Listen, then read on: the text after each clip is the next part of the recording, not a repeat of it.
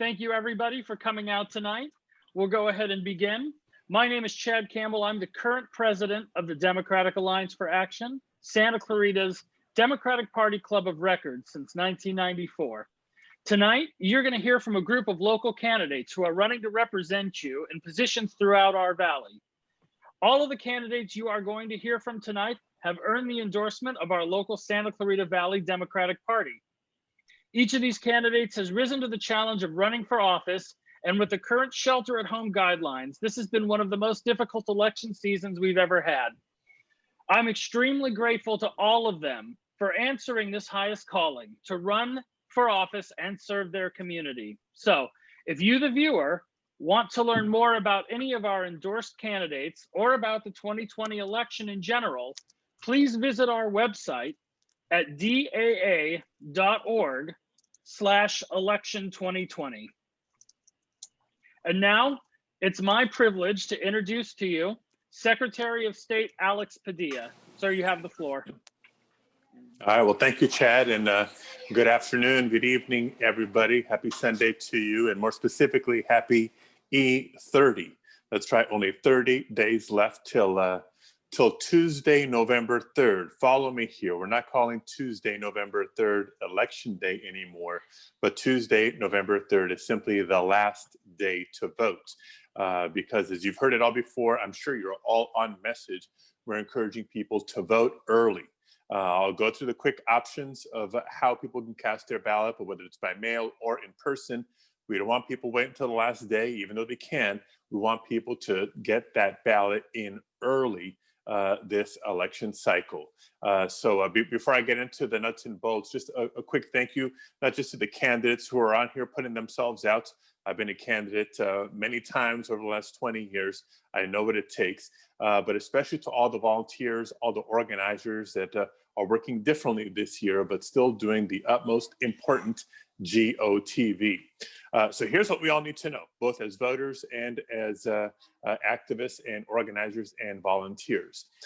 Every active registered voter is receiving a vote by mail ballot, and tomorrow is the deadline by which counties have to send those ballots out to every active registered voter.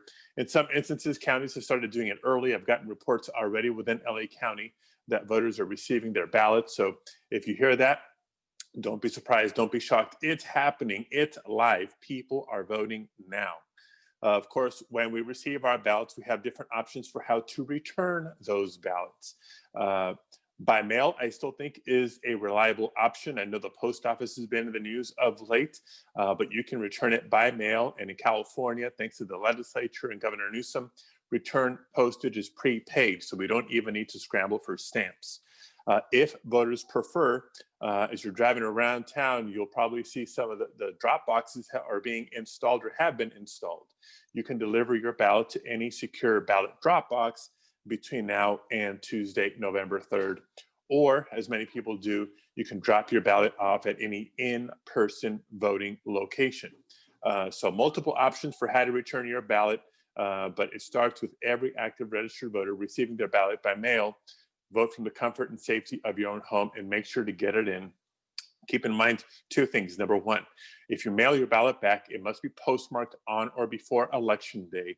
We've extended the deadline to 17 days after the election for ballots to arrive and still be counted as long as they're postmarked on or before Election Day. But the other thing, we're reminding people, register to vote if you haven't already, verify your registration status, sign up for Where's My Ballots. In case you haven't heard, we now have a statewide ballot tracking tool. Any voter in the state can sign up to receive alerts either by email, by text message, or by phone call on the status of your ballot through the delivery process, including, imagine, a confirmation message when your ballot was received by the county, regardless of how you returned it, and when your ballot was counted. So for all the baseless attacks on vote by mail, California once again leading the way, not just on usage of vote by mail, but transparency and accountability in vote by mail, arguably the safest option for voting during the pandemic. But this is not an all vote by mail only election. For the many voters who may need the in-person option for voting, we've worked with the county to make sure we have as many safe in-person opportunities to vote both on and before Election Day. We're going to have vote centers opening up in LA County starting on October 30th. So 4 days of early voting plus November 3rd itself, 5 days of voting. As I mentioned earlier, we want people to vote early, whether it's by mail or in person. Make your plan, vote early. Don't wait for the last minute. For folks who do turn out in person, it's kind of like going to the grocery store, right? It's not the same thing anymore. Got to bring your mask, look for signage, physical distancing, plenty of hand sanitizer on hand, poll workers donning PPE to keep themselves and voters safe. So multiple safe options for people to vote. And last but not least, just a couple of tidbits to arm you when you get the questions, because unfortunately, Trump keeps attacking the elections in general, vote by mail specifically. Vote by mail, we know, is secure. Several measures that we put in place to protect the integrity of vote by mail and our elections. If you know anything about the safeguards, it starts with signature verification. Right? When you vote by mail, regardless of how you return your ballot, the voter has to sign the outside of the envelope in the designated location. And the very first thing county officials do is compare the signature on the envelope with the signature on file as part of your voter registration record. So if you're missing a signature, if the signatures don't match, the county is required to contact the voter to try to cure that issue, because we want every eligible voter to be able to vote and have their vote counted. But the voter says, hey, that wasn't me, then obviously that's a different story and we have something to look into. So the signature is an important piece. If we really want to get into details about the security of vote by mail, we're going to talk about the ballots themselves. They're printed by certified printers domestically. No foreign entities are producing ballots for our elections. The ballots themselves are printed on unique paper types every election. Watermarks, other distinguishing features, kind of like our currency, right? We protect against counterfeit ballots entering the stream. You can't even imagine the logistics that we go through to protect the integrity of our elections. So just let people know if they have any question, if they have any doubt, you can and should have confidence in vote by mail. So, and ballot drop boxes. I know there's been questions about the security of ballot drop boxes. Look, I think with the questions about the Postal Service and whether or not the Trump administration will make another run at creating unnecessary delays in the Postal Service, we have the transparency of the Where's My Ballot tool. We've extended the deadline to 17 days after the election for ballots to arrive and still be counted. But for folks who still just, prefer a different option, a drop box is a viable option. These drop boxes aren't just, boxes that we're putting up anywhere. There's complete specs that they need to meet. They're all military grade construction, installation. The vast majority are either in a place that's sort of staffed 24/7 and or has some sort of security camera in the vicinity, those sorts of things. And ballots are collected on a very regular basis, at least 48 hours, but most of them, practically speaking, within 24 hours, and not just by individuals. This, again, at the risk of getting in the weeds here, counties are required to make sure it's teams of at least 2 people collecting those ballots. So we can have the added assurance that even the ballot retrieval from drop boxes process has multiple safeguards in place. So I know I've gone on a lot. We're going to hear from some great candidates here tonight. I know everybody here is going to do their part to get out the vote. Record registration, more than 21 million voters on the rolls in California. And if that's any indicator, I think we're going to have a huge turnout this November because, despite COVID, we're making it easy, we're keeping it safe, and we just have more and more reasons each day to know the stakes are huge, and we're going to get it done this November. So thank you all for being here. Hope you're all staying safe and healthy. Keep wearing those masks, keep washing those hands, make your plan, and make sure you vote. All right, thank you very much, Secretary Padilla. So next up, let me see here. Next up, I'd like to now introduce our neighboring congressman in the San Fernando Valley and friend of the district, Representative Brad Sherman. Sir, you have the floor. Thank you. I I see a vibrancy in the Santa Clarita Valley that you don't see everywhere in this country. But for those of you who don't know me, I'm Brad Sherman, and for 24 years I've represented the West and South San Fernando Valley. Shad, thanks for putting this together. I want to pay a special homage to a man who's in the hospital tonight. Because I've been a Democratic activist and volunteer since the early 1960s. And I was involved as a volunteer as you are, about 200 campaigns. My friends knew this is what I was doing, and they'd always say, Sherman, you're a schmuck.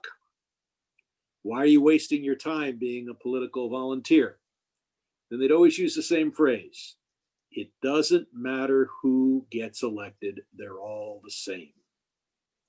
Well, I want to thank Donald Trump because no one has said that for the last 3 years. It does matter who gets elected, and they aren't all the same. And in Tuesday night's debate, we saw the difference. So I want to thank everybody who's planning to volunteer and urge you to do even more, another hour, another day, because you'll want to tell your grandchildren what were you doing in 2020 when this country's democracy was at risk? What were you doing when that angry man was trying to rip this country apart? And you'll want to say that you were volunteering in the Santa Clarita Valley, particularly for Christy Smith. We need Christy in the United States Congress. We need health care with a public option. We need to protect a woman's right to choose. And we need a COVID relief bill that will provide economic relief and fund additional medical research. And instead, we have a president who just an hour or two ago forced a Secret Service agent to get in a closed vehicle with him so he could do a little drive around the hospital for political reasons. We need someone who takes this seriously and takes other people's health seriously, and who recognizes that wearing a mask is not just something you do for yourself, it's something you do for the entire community. So I think I'm about to turn it over to a woman who I look forward to have as a colleague here in the United States Congress, who will do an outstanding job and who deserves the time, and if you have it, the money of everyone who's on this call. I want to salute all the other candidates who have been endorsed as well. And let's hear from Christy Smith.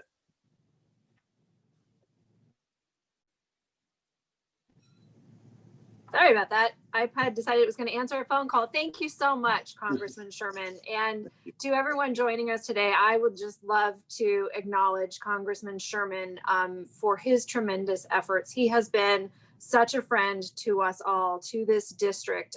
He has been, reelected time and again in his district, who love him and value his service, to the San Fernando Valley. But he has also extended that hand of friendship and considerable support to us up here in California's 25th, to me, to other down ballot candidates, to efforts that we undertake in the small portion of the Valley where we connect. He can always be counted on to be there to kick off a rally, to offer to help support the efforts of DIPSIF and DAA, and has been such a friend and mentor to me through this whole grueling process of a congressional campaign. And I appreciate his friendship and his support so very much. So thank you for that, Congressman Sherman. And also to our amazing Secretary of State, Alex Padilla. It will be without a doubt the election of our lifetimes. And if ever there was a time where we value the significance and the importance of our state's election officials, it is now. And our secretary, along with his amazing staff at the Secretary of State's office, have done yeoman's work in making sure that we have an unassailable, impeccable process in place for this November general election.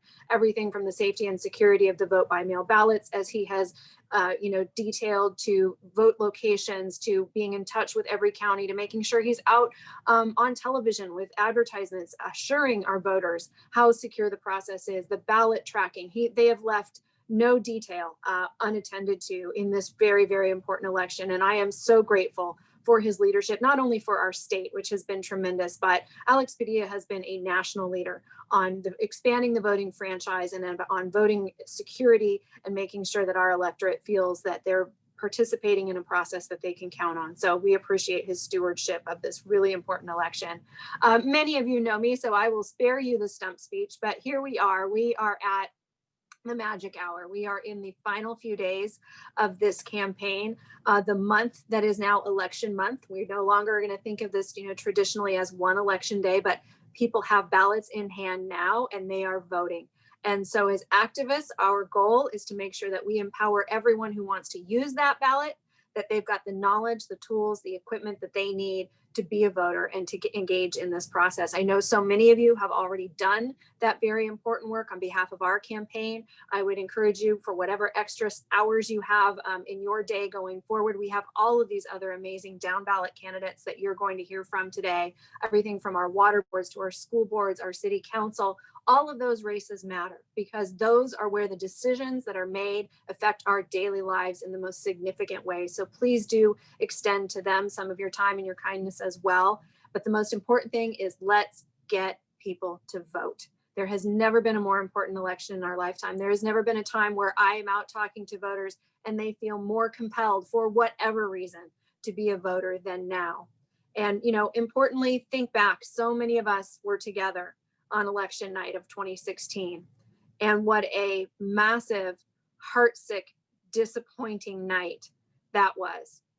We don't ever want to feel like that again, but the power is entirely within our hands to make sure that we don't. It is 30 more days of phone calls, of text banking, of it, talking to our neighbors, talking to our friends, making sure that everyone we know plans to participate.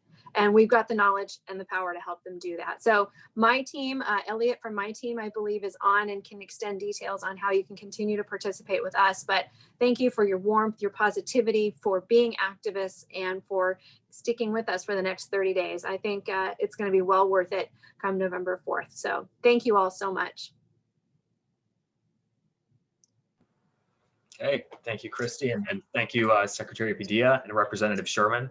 I think if there's one thing, there's a common thread throughout everything they're saying and everything that we're hearing, it's that this election is just absolutely critical, and we do have to get out the vote.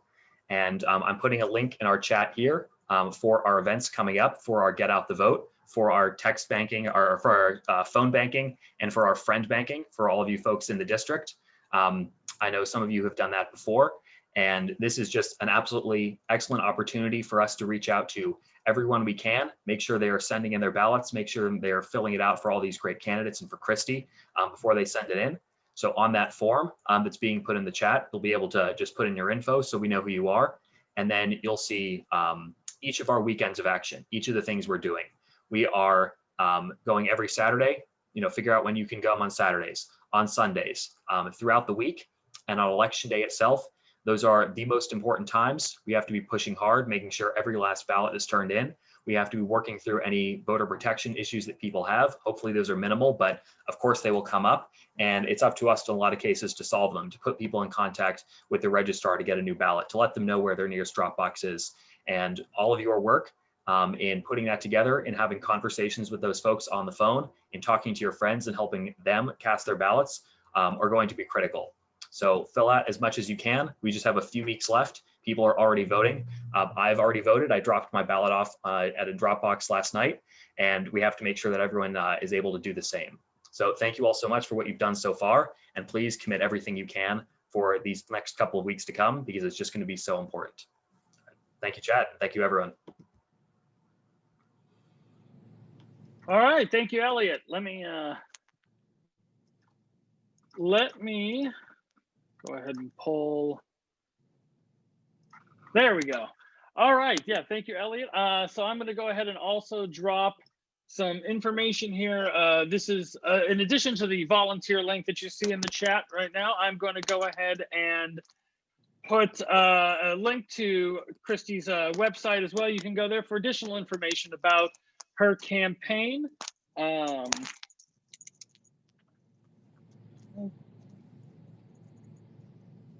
on a second. We are.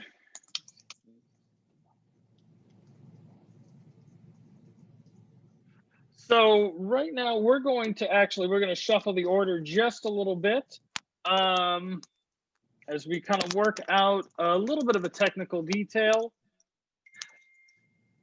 And I would like to go ahead and call up our next speaker, who is LA District Attorney candidate, Mr. George Gascon. Mr. Gascon, I'm going to go ahead and pull focus on you, and you can go ahead and unmute yourself and begin. All right. Thank you. Thank you, Chad. Thank you, everyone. Happy Sunday. And as has been said before, we're 30 days away from probably the most important election cycle in certainly our lifetime. And I want to thank the Alliance for Action for all the work that you do. You know, when it comes to the district attorney's office, LA County is a critical component, not only of the criminal justice system in LA, but nationwide. You know, both the New York Times and the LA Times have called this the second most important race. And I believe that to be the case for many reasons. But the way I look at this race, I kind of break it down into three areas. I believe that this is about safety. I believe it's about reform. And I believe that it's about law enforcement accountability. When we talk about safety, it's really critical that we understand that just simply locking people up is not necessarily the way to get safer. In fact, if that were so, LA County would be the safest county in the country, but the reality that it's not. We have seen a 27% increase in violent crime in the LA County in the last 7 years, and almost 50% in the city of LA. Whereas in San Francisco County, we actually saw a per capita reduction in violent crime during my time in office.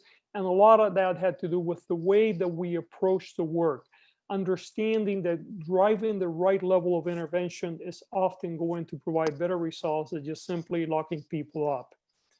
When it comes to reform, this is an area where our current district attorney has been completely absent. She has opposed every criminal justice reform, which I believe has been a contributing factor to the insecurity in the county. I have been at the leading edge, both at the state and the national level, in reducing incarceration, reducing recidivism, reducing racial disparities in the work. I have worked with many, many people across the nation to make sure that we begin to reimagine a different criminal justice system.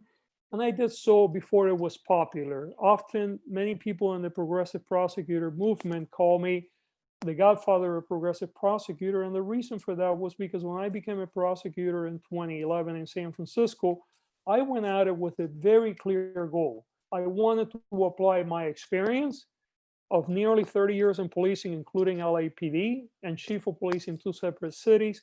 And I also wanted to apply my understanding of the law and the need for reform. And we wanted to show that we can do both, that we can reduce incarceration and increase community safety. And we were not doing so, and became the only county jail in the state to consistently have vacancies somewhere around 27 or 30% at the same time that we continue to reduce violent crime. I think that when we're talking about law enforcement accountability, it is critically important that we understand that we cannot move forward as a community unless everyone in the community feels that there's legitimacy to the system. And the reality is that, especially when it comes to our minority communities today, we have seen over and over again that the application of the law and the way that law enforcement behaves in these communities often has created a wedge, and people are tired. And we have seen a district attorney who has taken over $5 million from police unions from all around the state, by the way, not just LA County, but she's taking money from San Francisco, San Jose, Oakland, San Diego, Orange County.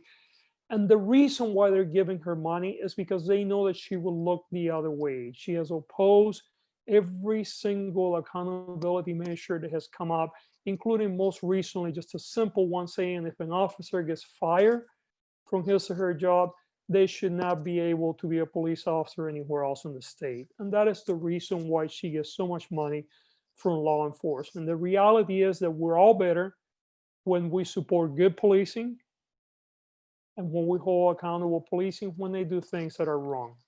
In closing, I like to say that in November the 3rd, we're going to have major choices.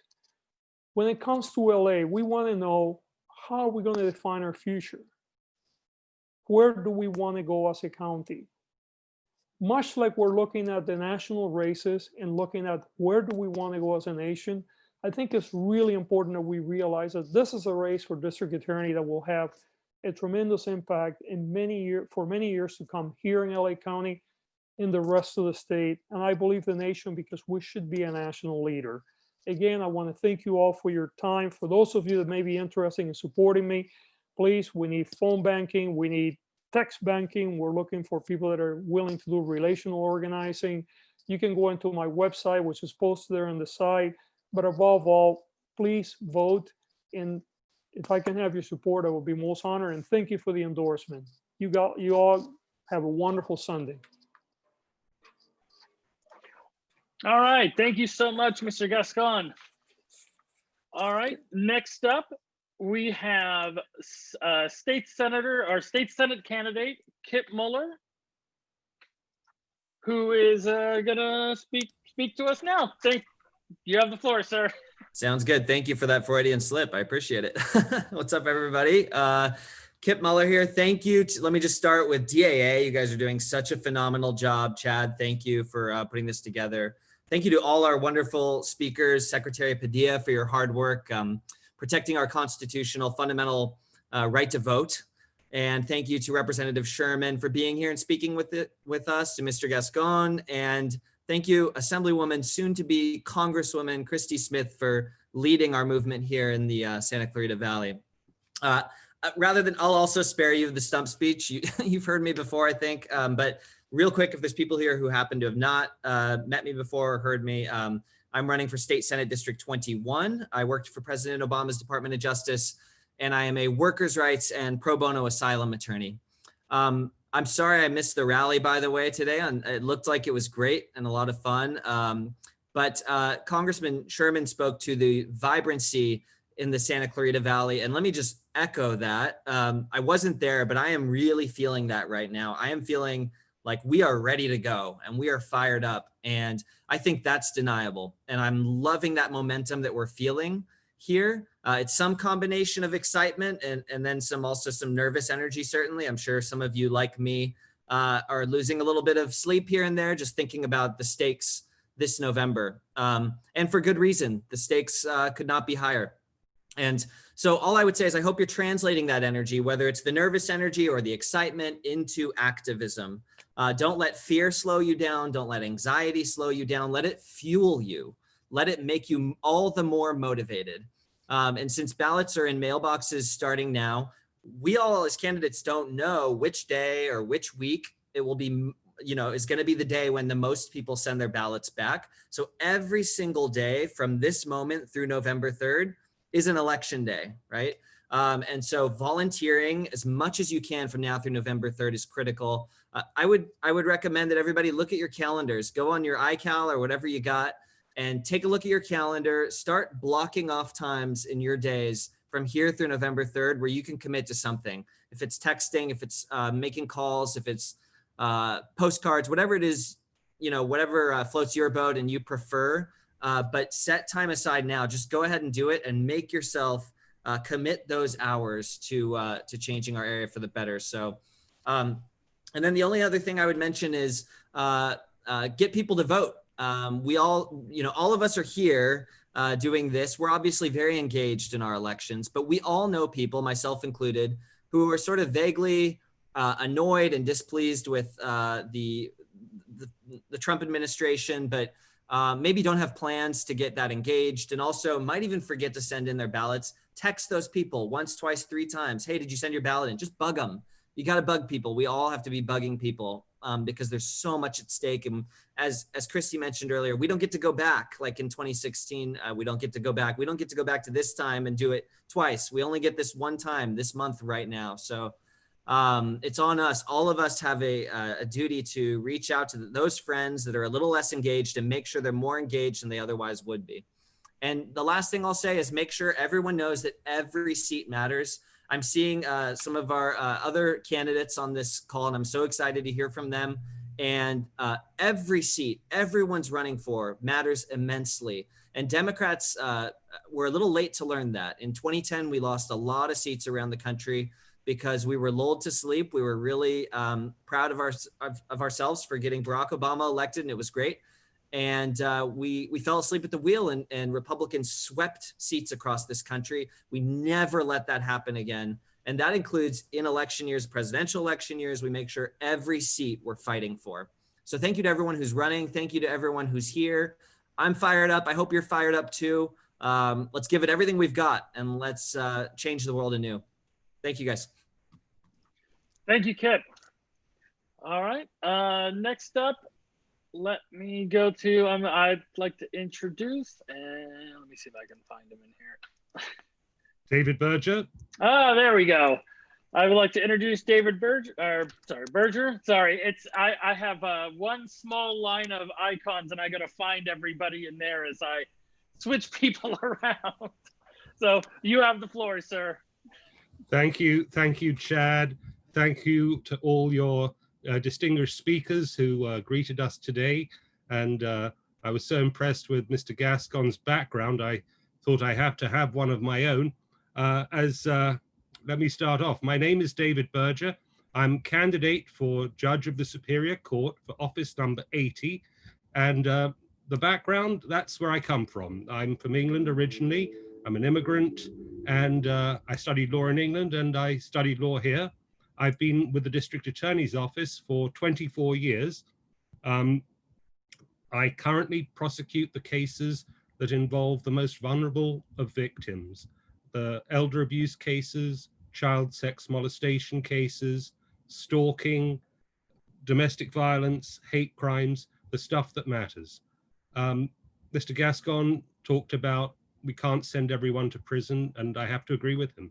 We don't need to do that. In many cases, we can find ways where we can prevent incarceration, imprisonment, and look to ways to reform people. If we fail in that enterprise, there's always that option. We can always, as a last resort, go use the prison option. But I believe prison should be the last resort. It shouldn't be the first base. I'm endorsed by the Los Angeles County Democratic Party. And most importantly, of course, thank you to DAA. It was said by Kit recently, you are the most amazing, dynamic, active group I've ever come across. And this is a county-wide seat. So although I'm running in your district, I'm running all over the county. And I can tell you, Chad is doing an amazing job. The energy of this group, the candidates that you have screened are awesome. And of course, I'm complimenting myself at that time. But I'm also endorsed by the Los Angeles Times and the Metropolitan News Enterprise.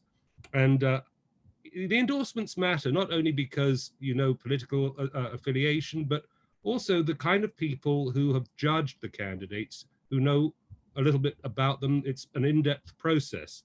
In evaluating me, it was said that Berger enjoys respect amongst deputies in the public defender's office, being seen as fair, courteous, reasonable, and ethical. And the LA Times said Berger is the better choice. And I have to agree with both those statements. I believe I am fair, ethical, reasonable. And that's why I got those endorsements. And when I go to the bench with your support, what I want to do is begin at the beginning. I want to go to the juvenile division, because I believe if we can prevent young offenders from becoming adult offenders, we won't need all these wonderful criminal justice reforms, because we've started where the mighty oaks from small acorns do grow. Begin at the beginning. Get those kids the help they need to put them back on the right road. David Berger for Judge, office number 80. My website is bergerforjudge.com. I've put links in the chat for you all. I'm also going to talk to you very briefly about a fellow candidate. We're not running against each other. That's Scott Yang. He's running for office number 162, and he can't be with you today. He's out of state and out of internet access. So at the last minute, I was asked to say a few words on his behalf. Again, I've put his website in the chat for you, seat number 162.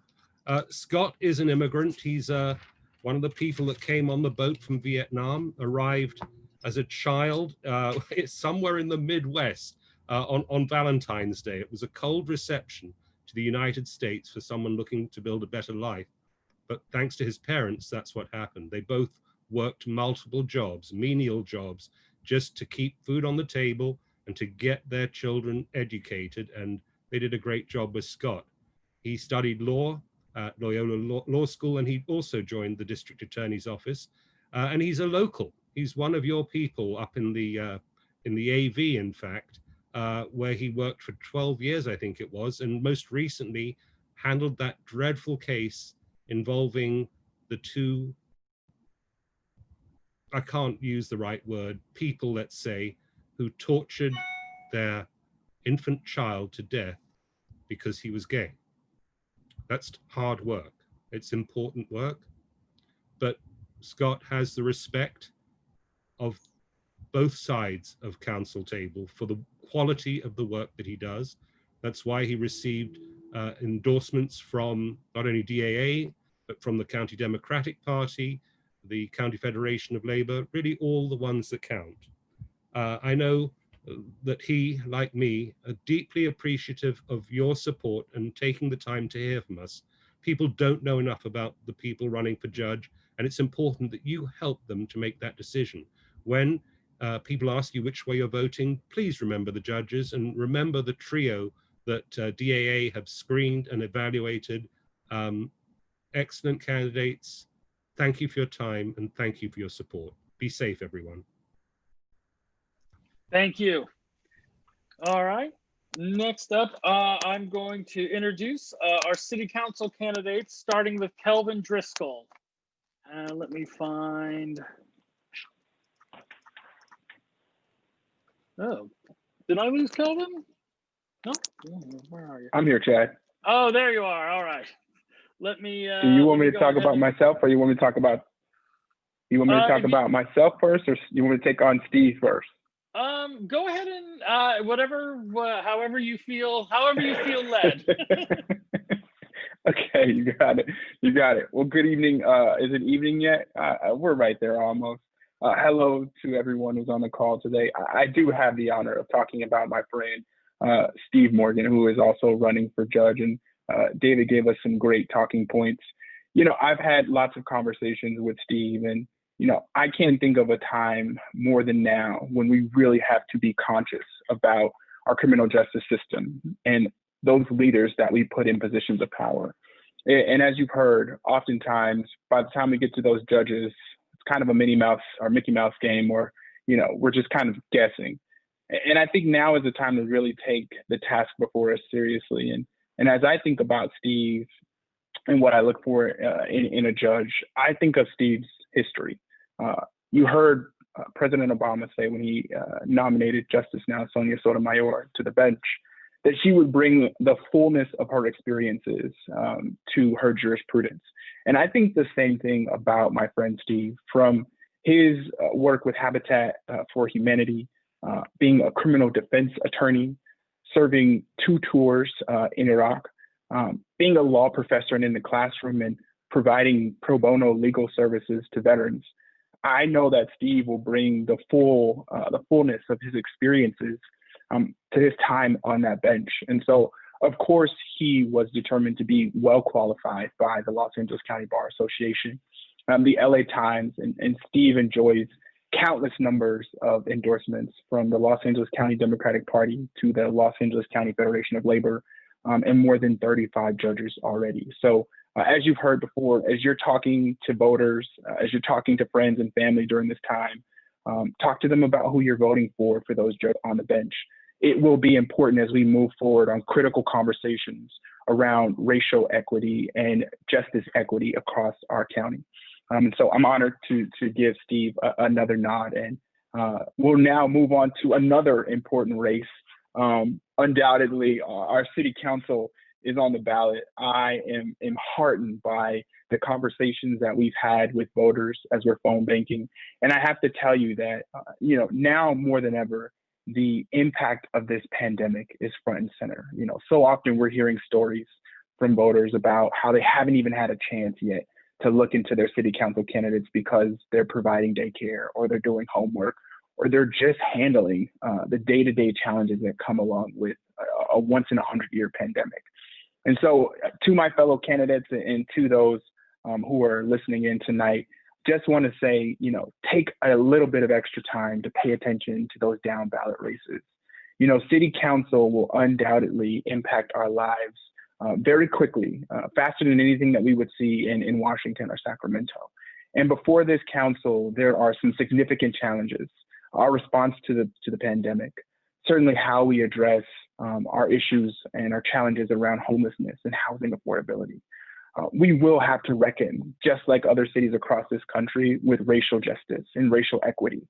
And we know that we are going to need compassionate and empathetic leaders who have lived experiences. We will need to move away from not just investing in our infrastructure, but investing in our people, because we know that a rising tide lifts all boats. And so I am honored to carry the endorsement of our local Democrats, our LA County Democratic Club, the League of Conservation Voters, the Sierra Club, SCV for Change, and SEIU, who represents our city's workforces, our workers, the LA County Federation of Labor, as we march to the ballot. So thank you for being with us tonight. Thanks, Chad, for organizing our GOTV efforts. And as a good friend Kip said, it's no longer just election day, but election month. So let's do it. All right, thank you so much. Next up, we have our other city council candidate, Mr. Christopher Worthy. Let me go ahead and switch over to you and go ahead, sir. Hi, everybody. I don't know how to make it any more clear the importance of getting out and vote. My name is Chris Worthy. I'm running for Santa Clarita City Council. If you haven't met me, I'm a father. I'm a public servant. I work for LA Water and Power, where I serve as chief safety engineer, I'm sorry. And this is a passion of mine as public service. I'm currently doing Army Reserve training, and I feel the need to serve because currently our city council is underserved. Our city is underserved. These people claim to represent us, yet they go and call the National Guard on protesters. They claim to represent us, yet they don't they don't call out the proud racists among us. And so we are underserved as citizens, and we need to be proud of where we live and who represents us on our city council. And we need to be more aware of it. I mean, we have coronavirus, and it's going to bear down on us. It's going to bear down on our economy. We need to save those small businesses, and we're buying an ice rink for $14.5 million. That makes no sense. We have the sheriff's department bullying minorities and just being out of control, and yet we're looking into a public health department when we really should be saying, hey, let's try harder on public safety. Maybe we should get our own police department or even reimagine police. These are hard choices and hard things we really need to think about, and we can make our biggest impact at those levels and see those changes faster than at the federal level and faster than at the state level. We can make it happen. And all we have to do is get out there and vote. Got to tell your friends, tell your neighbors, tell everybody, go and volunteer to text, volunteer to call. Everyone said this before, but I'm going to say it again. It's got to be beaten to everybody, and you got to tell everybody you know. Just get them out there and vote. Get them out there because we need change at the city council badly. Kelvin is a wonderful candidate. I don't like to toot my own horn, but I'm going to do my best. And if I'm messing up, I'll take that butt chewing. You just let me know. But I will be the progressive. I will be the reformer. I will be who you need. So thank you. A lot of wonderful candidates out here tonight. I hope you vote for all of them. I'm endorsed by Labor. I'm endorsed by Stonewall Democrats and a laundry list of other people. And believe in me, I hope you can believe in me too. So thank you, DAA. I appreciate your time. Wonderful. All right, thank you, sir. I appreciate it. All right, next up, I'd like to introduce Catherine Cooper, who's running for Saugus School Board. So go ahead, you have the floor, ma'am. Thank you, Chad, and thank you to the DAA, not only for the endorsement, but for all the support that you've provided. First time running can be a very daunting process. So I'm running for Saugus Union School District, elementary school. My goal is educational justice, and what that means to me is addressing our unacceptably low literacy rates in our district right now. It means inclusion. There should be a diversity of teachers, a diversity of reading materials.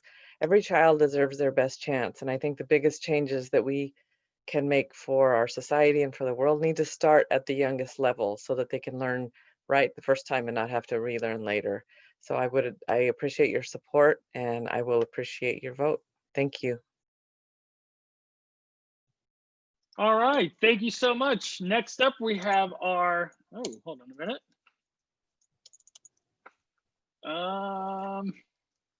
Oh, I gotta add him as a panelist. Okay, next up, we have our other Saugus School Board candidate, Mr. Sage Rafferty. Sage, I'm gonna go ahead and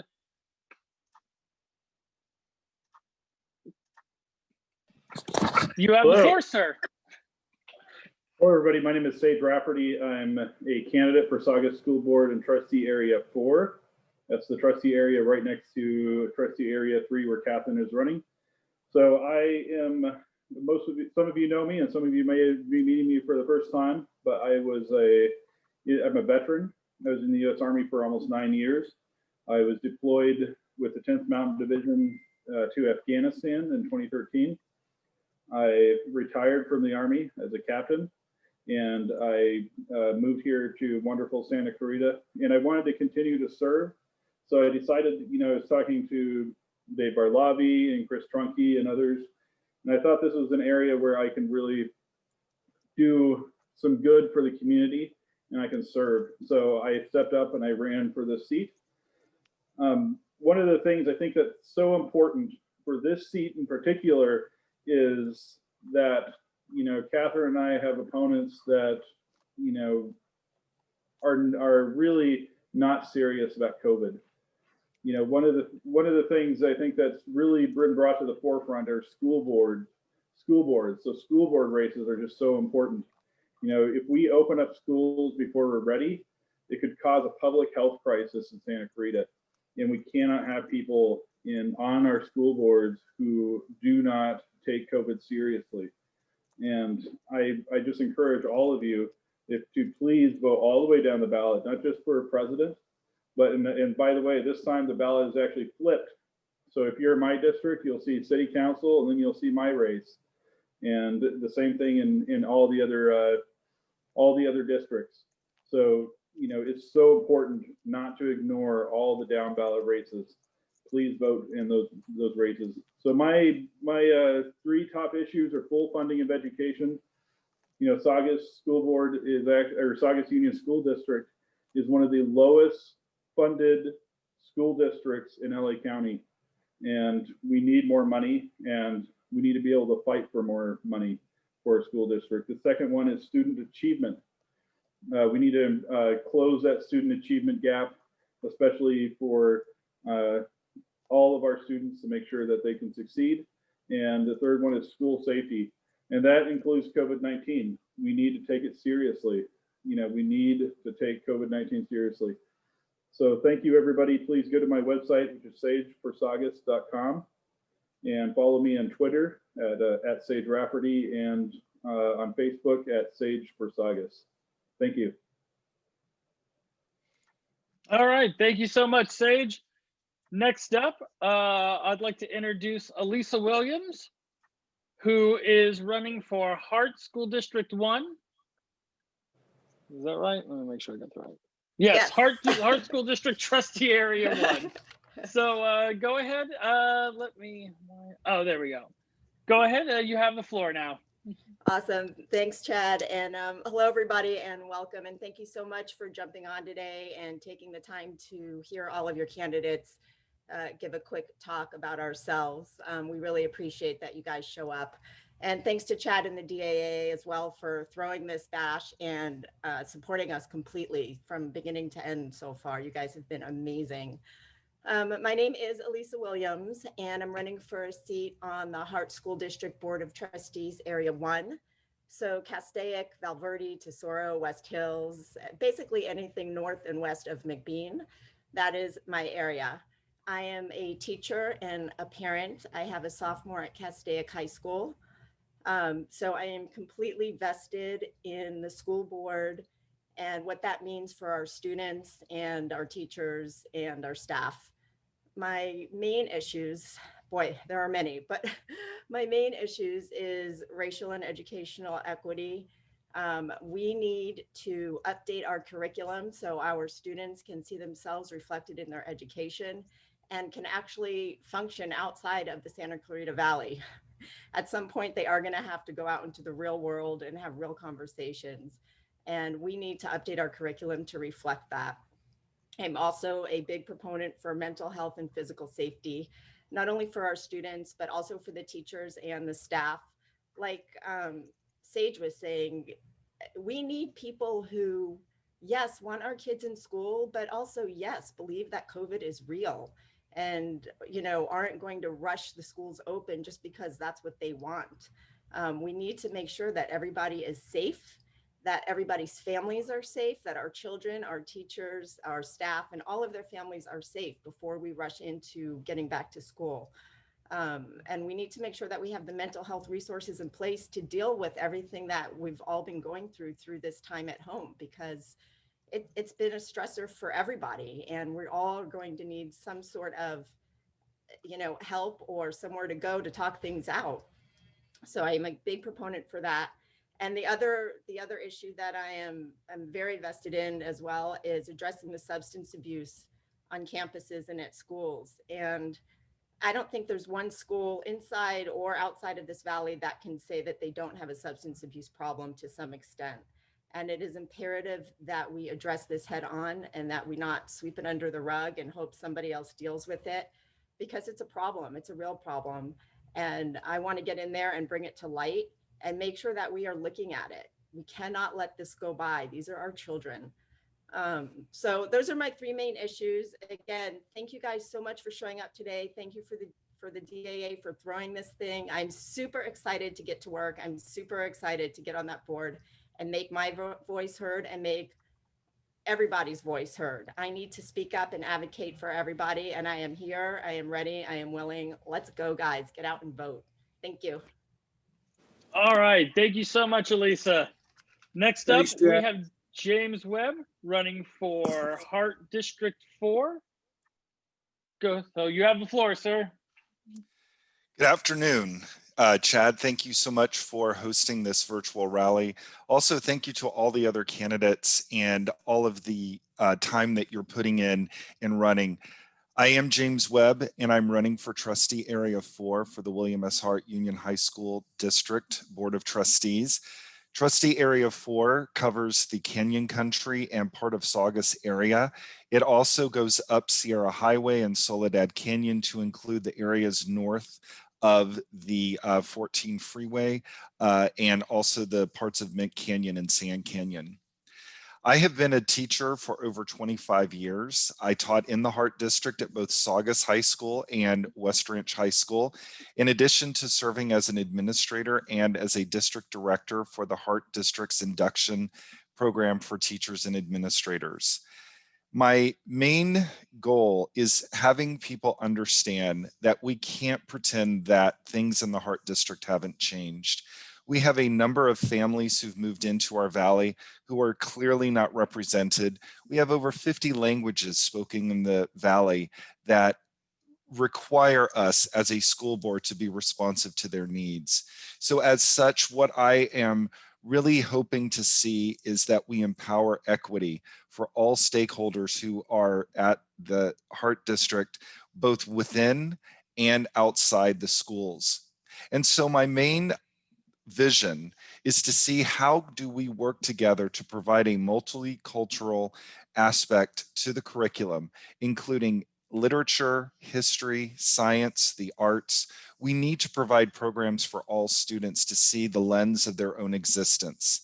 In addition, we need to make sure that we are providing equitable resources for the students who have the most critical needs in our schools. Those would be students with disabilities, students who are English learners, students experiencing homelessness, and also our foster youth who are so vulnerable to being in different situations that they need to make sure that we are providing what it is that they need to be successful. And finally, we need to work on safety. We need to ensure that families, when they send their children to school, know that it will be a safe environment in which they can learn. And we need to work together to make that happen. As such, I ask for your vote for Area 4 for the Hart District. I have been endorsed by the Hart District Teachers Association, as well as Equality California and the Stonewall Democratic Club. I ask for your vote and hope that you will cast it on or before November 3rd. Thank you for your time and have a great evening. All right, thank you so much.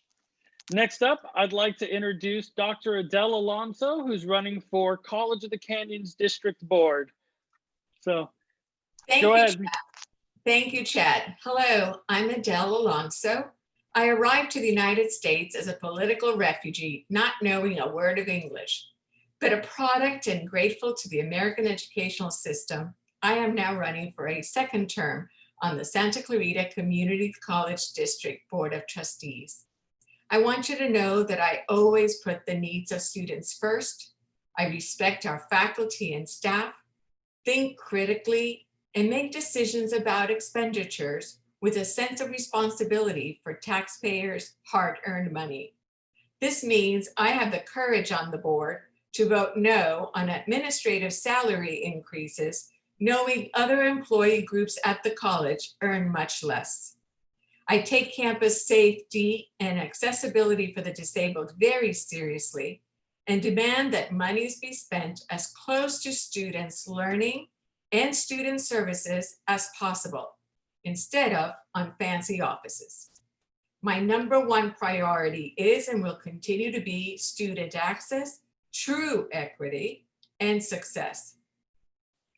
A lifelong educator and a student and teacher advocate, I have a lifetime of educational experience, having been a teacher and counselor at the high school, community college, and university levels.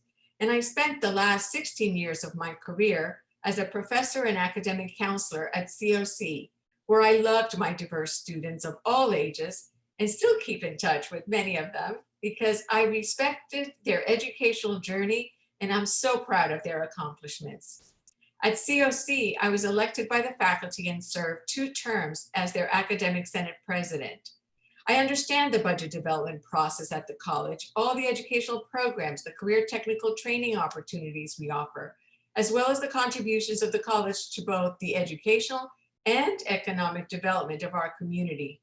You should know that I'm grateful for the endorsement of the full-time and part-time faculty there, as well as of the classified staff, and thank the DAA and other groups for their support and endorsements.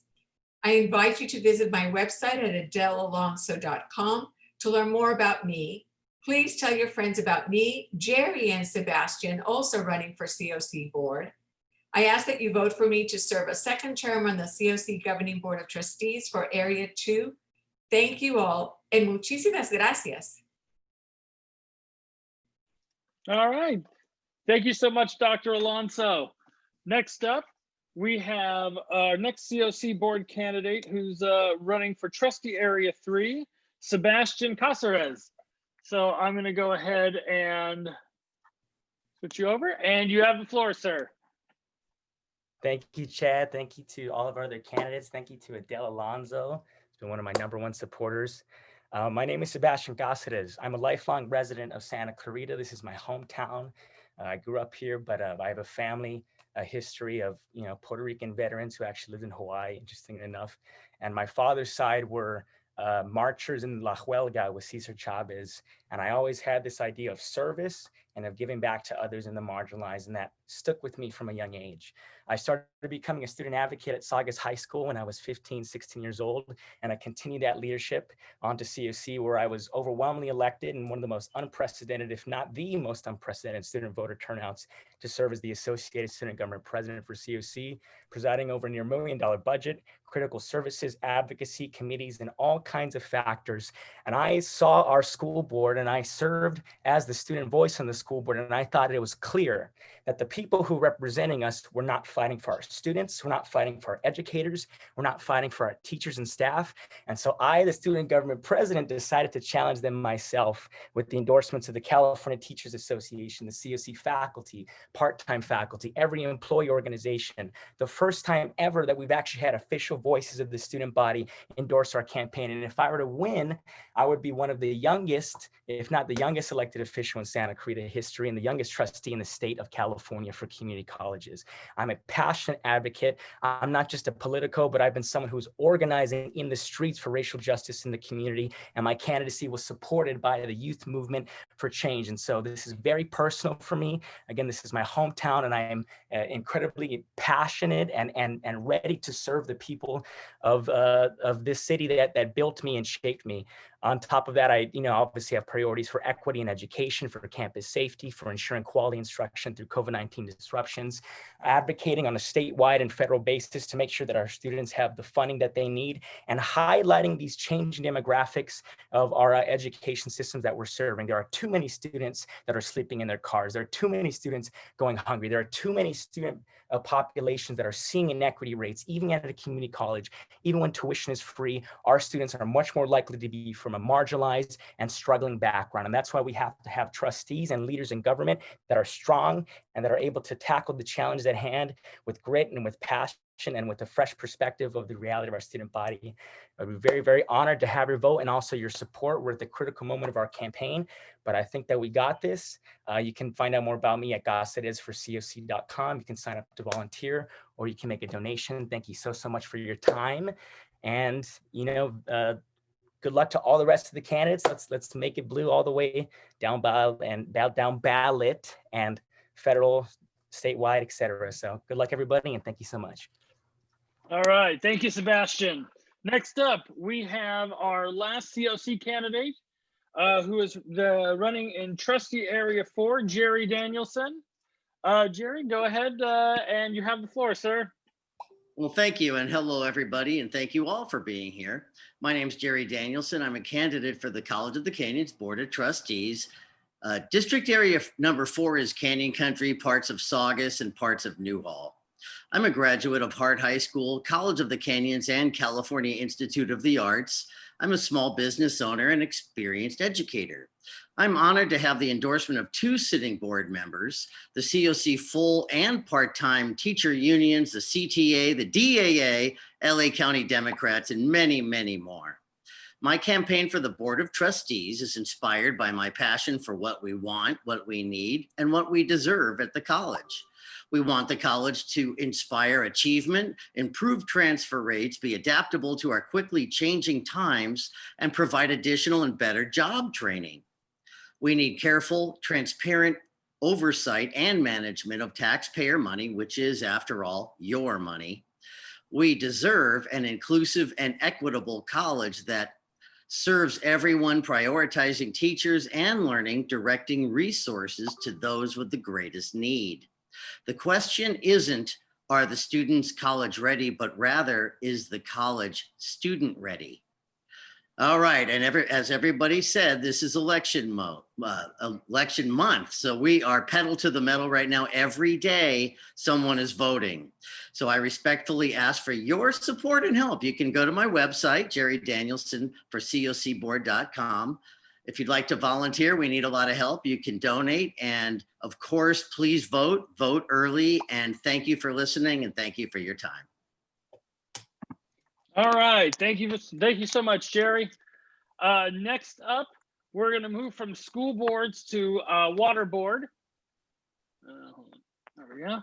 And we are going to start with our first water board candidate who's running in Division 1, Christine Okamoto. So you have the floor, ma'am. Hi, thank you so much. And thank you so much to the DAA for all your amazing support. So my name is Christine Okamoto, and I'm running for Water Board Division 1.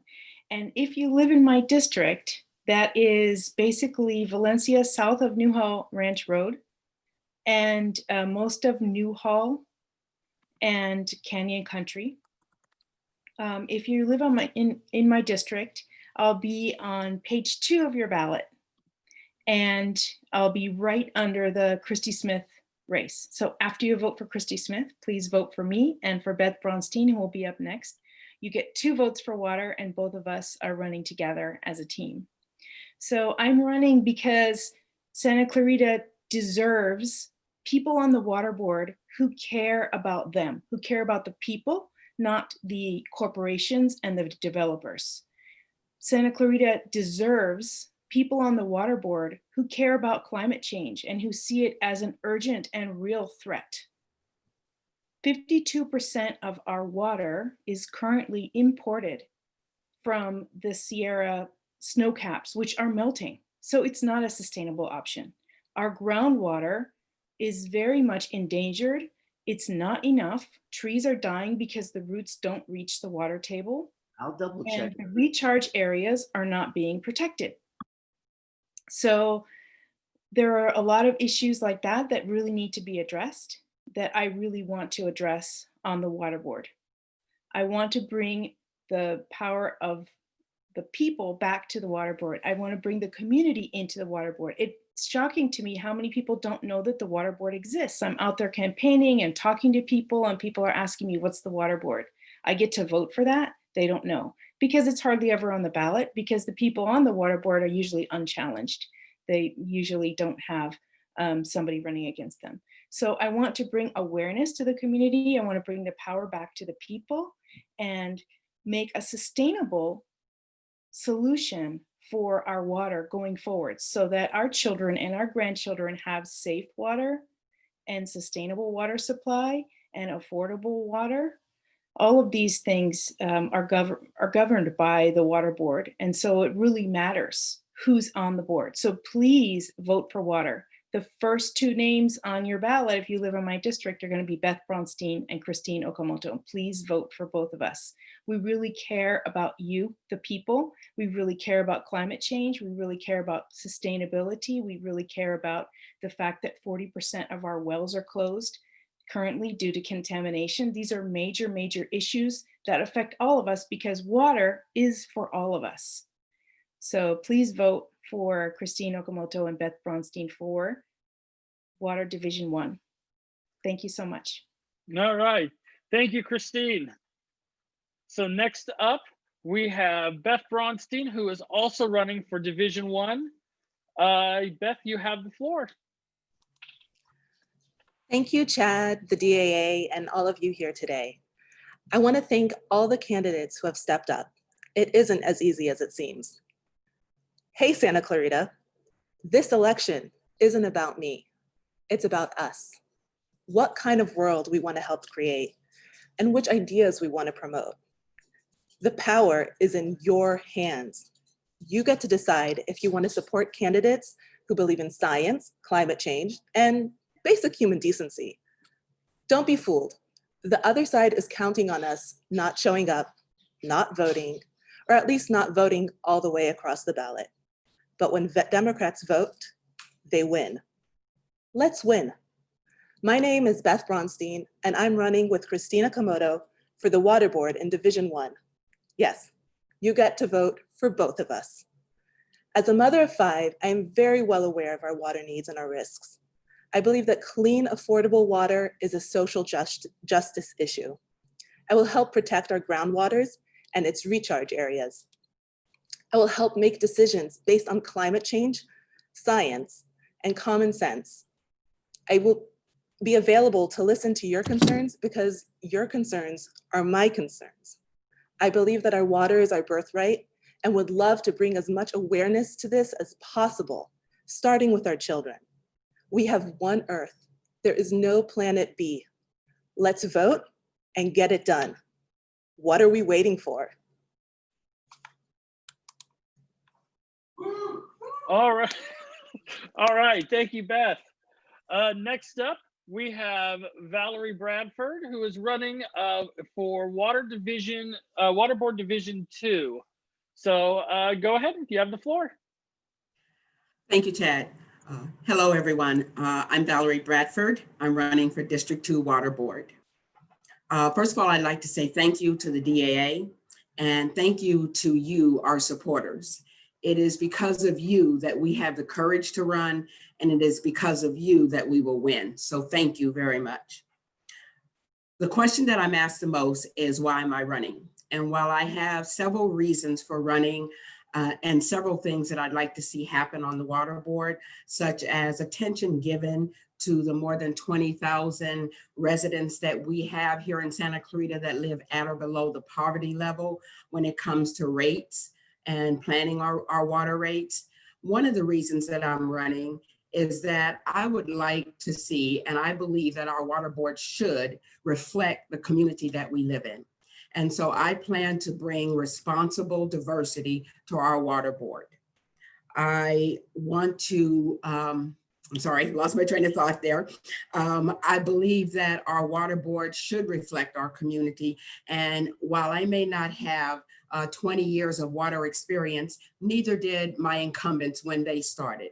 So what I will bring to the table is a dedication, a commitment, and the intellect to do the job once I get on the water board. So I hope that you will vote for me, Valerie Bradford, and for Anna Kumar. You can vote for both of us for Water Board District 2. And I thank you in advance. All right, thank you, Valerie. Next up, we have Anna Kumar, who is also running in Division 2. Anna, you have the floor.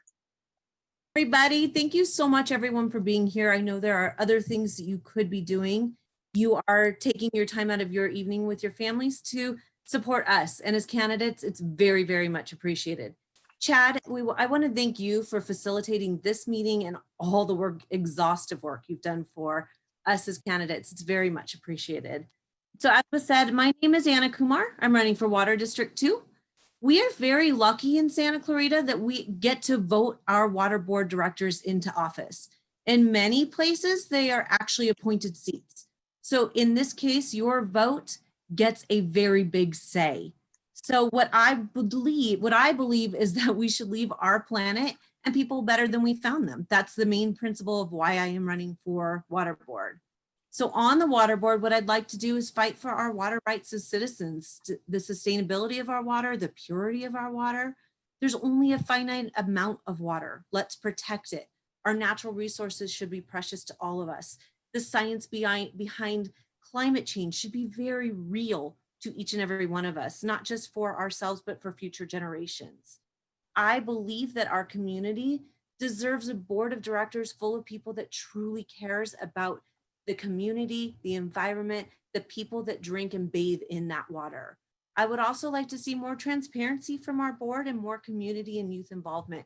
Those are some of the things and ideas that I have brewing and hope to bring to you soon. I personally bring a unique business and contract management skills to the table.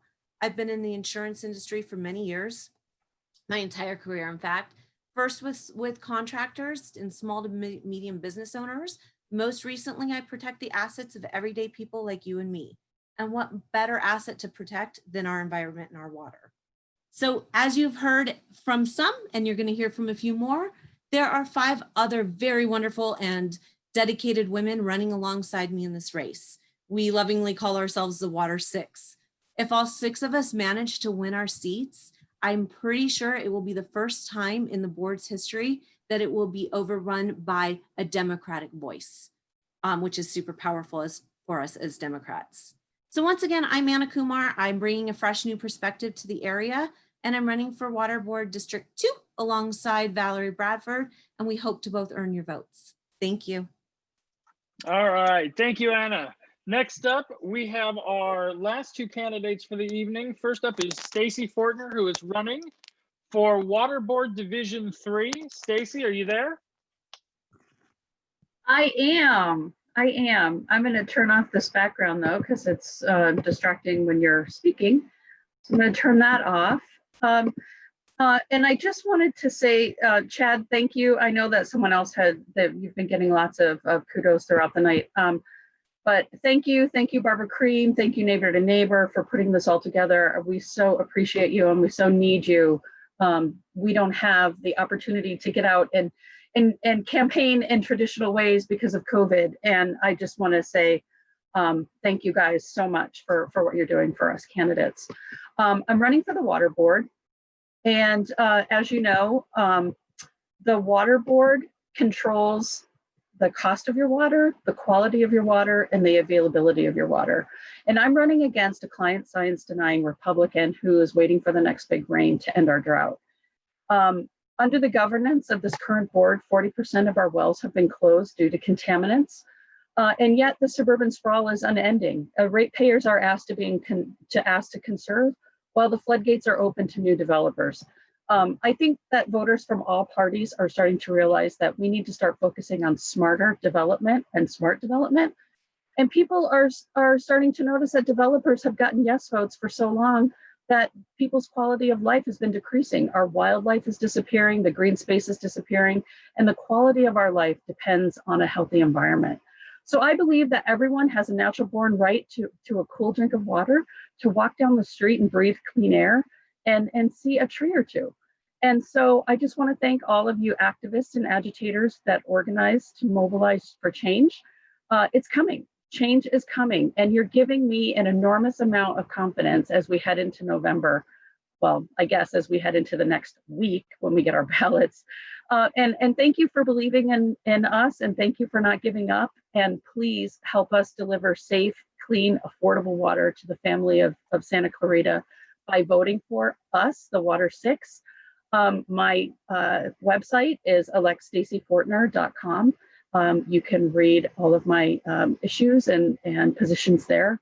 The last time that I ran, I nearly unseated a 36-year incumbent.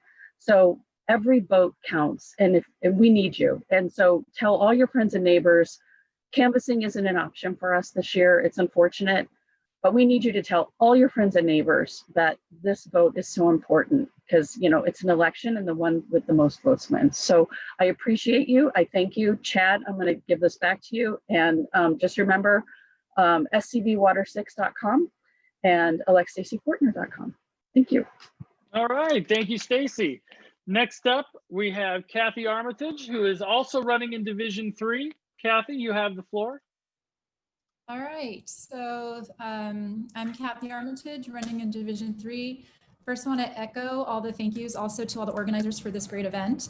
And as the last candidate, I am proud to close up this group of people who have chosen to step up and be a choice for you, to serve as a voice for our fellow community members, and continue to work to make Santa Clarita a place where all families can thrive and feel safe and healthy. And an important part of that is making sure that our water is clean and safe and affordable. So I'm running because I've been attending the water board meetings for over a year now, and some of the comments that I've heard have made me realize that there is a real need for more voices who speak up for public health as we deal with the groundwater contamination issue, and speak up for the environment as our region will continue to experience more and more dryness over time. So that our children and that our grandchildren and all subsequent generations can continue to have clean and sustainable water. So please understand that who you choose to represent you on the board of our water agency is really important and really matters, since the decisions that are made by this board affect our water quality, how much we pay for our water, and how our environment is impacted. So please encourage your neighbors and friends who aren't here today to take the time to understand the differences between their candidates and know who is serving the interests of the community.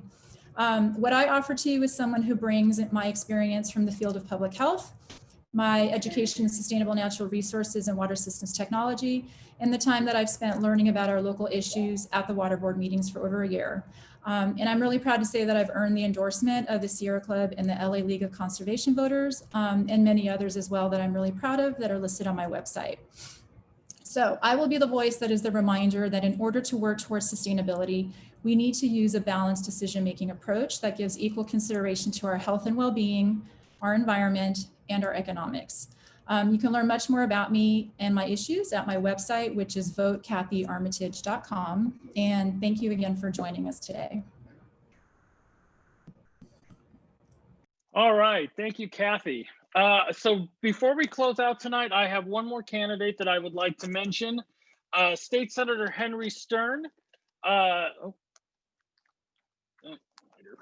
So State Senator Henry Stern, if you live in the western half of the Santa Clarita Valley roughly, or parts of the San Fernando Valley or Simi Valley, if you're joining us from one of those places, you probably live in State Senate District number 27. You are represented by the current State Senator Henry Stern, who is up for re-election this time. He is also a DAA endorsed candidate. I know that he wanted to be here tonight, but he got caught up with some business. So he is a strong champion for the environment. He is an excellent state senator. And if you live in his district, he most definitely deserves your vote. So finally, thank you everyone, all of our attendees for coming out tonight. Ballots will begin arriving this week. We'd like to encourage you, once you get it, to make it a priority to go ahead and get it filled out and turned in at any of the drop boxes around the county, by mail, or turning it in at a vote center prior to Election Day. Once again, I want to thank Secretary of State Alex Padilla, Representative Brad Sherman, and all of our candidates for participating in our program tonight. For more information about our club, please visit daa.org. Good night, everyone.